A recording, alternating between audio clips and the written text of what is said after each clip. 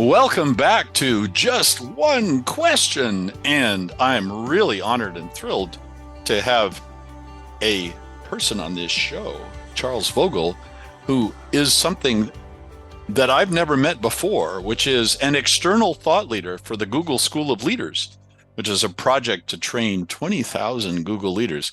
And if you don't think that's enough, he is the author of 3 books, including the perennial bestseller, The Art of Community, and most recently, Building Brand Communities. He's a speaker and he's an executive advisor. Charles, welcome. Thank you for being on Just One Question. How the heck are you? This is a really good time, Nick. I'm so delighted you invited me. Excellent. And let's get to that one question. What is it you're excited about these days that you can share with us, eagerly anticipating listeners, viewers, and thinkers? Well, I'll share it's a two-sided thought, Nick. One is it just so happens that as we're talking here in 2023, our current Surgeon General, Vivek Murthy, is on a media tour where he's explaining that the loneliness epidemic in America is the #1 priority for his office. And that's kind of sad that we're in a place in America where Americans are so lonely. Our Surgeon General is paying attention to that.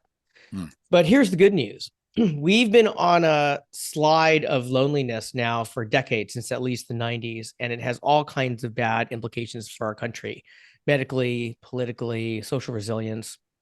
And after this pandemic, there seems to be an awareness that we can talk about it, we can name it, because Americans who aren't lonely obviously know we're lonely. And I think most Americans that I talk to can smell that there's a level of loneliness that nobody likes and is a problem. And it's exciting that finally it's in the conversational zeitgeist. And my first book on bringing people together, Art of Community, was released back in 2016. And I remember when it came out and I would go out as an author speaking on that, I got this impression that there was this assumption that I was talking about people singing Kumbaya at beaches. And that's not what the book's about at all. It's about how we in leadership bring people together around shared values and purpose so that we are stronger together. There's more resilience. Where that's important, we have innovation that can't happen when you're working by yourself. And so finally, we're at this place where people who have a lot of authority, people who are deciding what workplaces look like, they are looking specifically on what are the skills they need to have and use to bring people together in ways that we haven't had in this country for decades. Yeah, I remember vividly a book, maybe 20 years ago now, that was called Bowling Alone, that was talking about how, I'm sure you're keenly aware of it, that we used to be rooted in 3 places. We'd have our home, our work, and then a third place, the bowling team or the church or any one of a variety of sort of clubs and activities and things like that. And you poll Americans now, and they say they don't have time to do that.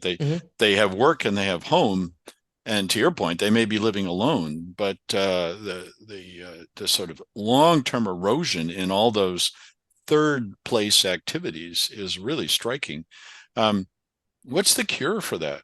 If there was an easy cure, Nick, we would have handled it already. Oh, shucks. I was hoping you'd just slip that in there and we'd be done. I'm sorry that I don't have any trite answers that you can carry off and solve the world. But it comes down to a couple things, Nick. And one of them is we, as a country, at the end of the day, we need to find time to spend time with people in intimate settings. And what I mean by intimate is I mean groups of largely 5 or less. And Nick, if you think of all the best friends you've had, the friends that you would call at 3 a.m. for help, or the friends who call you when they're having really bad days, when you look back at that relationship, you can remember a series of experiences you had with them when you were with usually 5 or less people talking about the things that you wanted to talk about. Or said differently, you weren't at a huge party with hundreds of people listening to everything you said, or you weren't necessarily at a big concert when you built those relationships. And you also had the freedom to have the conversation you want to have, which is to say you weren't fulfilling somebody else's agenda. And so many people who don't understand how we connect bring people together and then fill the time with an agenda that doesn't allow those conversations. Or They say, do you want everybody in this team or everybody in this chapter to get together? And so they sit everybody around a big table, or they put everybody in a big event, and those small events don't happen. In my work, when we're training leaders, we call those campfire experiences, simply because we're trying to recreate the intimacy of a campfire in which we had the conversations that create connections. Yeah, every conference I've ever been to, when you read the feedback, everybody always says, we wish we had more time for networking. Why? Why is that such a hard message to get through? Is it because when we're attending a conference, the organizers feel like they have to keep us going from one place to another? Check, right? One thing after another, so we're not wasting our time, so we're not wasting our company's money and that kind of thing? Or well, what's going on? Is it puritanical or what? I'll just give three reasons that I see come up when I'm advising groups, bringing people together that they think are important. The first is the person who's programming the event is often judged by how many people show up. And so if I need to brag to you, Nick, how many people showed up to my event in the conference room or in the auditorium, I can't brag if you're in the hallway having the conversation you want to have. Right. So I'm going to schedule that time, or even coming to the dinner, right? I want to brag how many people came to the dinner. And so I might set tables of 10. Well, Nick, you don't want to sit at another table 10 your whole life around people you don't know, because you never actually have conversations you want to have. Right.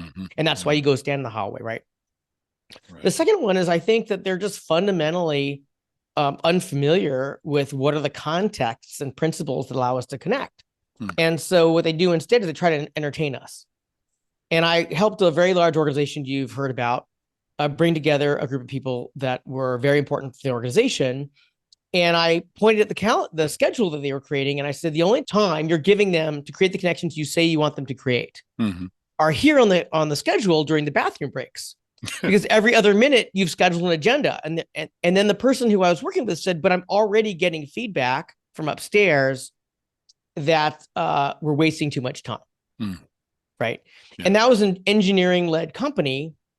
And so there were engineer executives saying, if I don't see on the schedule, somebody is, in my words, blowing out information for people to absorb, for wasting time.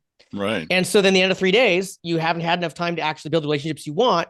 But the programmers say, look, we succeeded. We brought people together. They should be connected.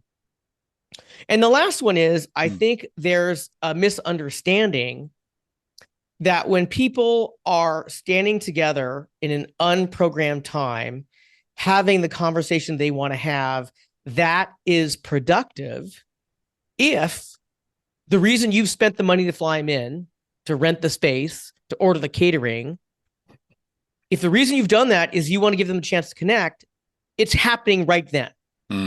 And those people who go out in the hallway or go to the back of the room and have those, what we call intimate conversations, they're not team players. They're not ignoring the program. They're having the conversations they want to have to build the relationships that they need when they're put in the same space with the people that you invited. And I see these three misunderstandings everywhere I go when people are wringing their hands. And it's quite frankly sad. My favorite example I like to share is my wife works for a $1 billion tech company here in the Bay Area. And this is pre-pandemic. She was invited to the Christmas party and she took me.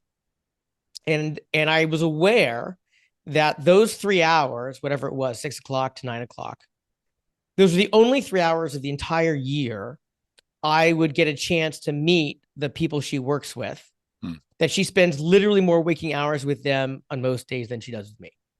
These were the 3 hours the whole year I was going to meet them. And when I got there, Nick, the company had rented out an entire club, and there was all you can eat French fries and hamburgers. I'm not making that up. There were 3 open bars, and there was a band playing so loud I couldn't talk to anybody. And if I could talk to them, I would have been talking to people full of hamburgers and French fries who are probably drunk because of 3 open bars. Now, I'm not against French fries, hamburgers, or open bars, but notice that company spent 6 digits to create a party where there were, by my estimation, hundreds of spouses and partners visiting, and they set it up where we could connect with nobody. Yeah. Wow. And that's normal. Yeah. It just shows me they have no idea what creates an opportunity to connect. And what they could have done if they drinking and loud music, fair enough, is they could have made part of the event that, Yeah. and then given the other, I don't know, 300 spouses that were there a chance to not be drowned out by music. Oh, Charles, it's such deep words of wisdom, and I'm really glad to hear you say these things because they are so often honored, not at all in the actual practice, and yet lip service is paid. So I'm really glad to hear you calling it like it is. Charles Vogl, everybody, we have a huge job ahead of us to figure out how to address the loneliness in this country. And Charles has a bunch of good ideas about how to do that. And I really appreciate you being on the Just One Question with me and to talk about it. And run out and get Charles's books, The Art of Community, Building Brand Communities, and check out his website, which we'll put in the proverbial notes. And once again, Charles, thanks so much for being with us. I'm so glad I got invited, Nick. Thanks for having me.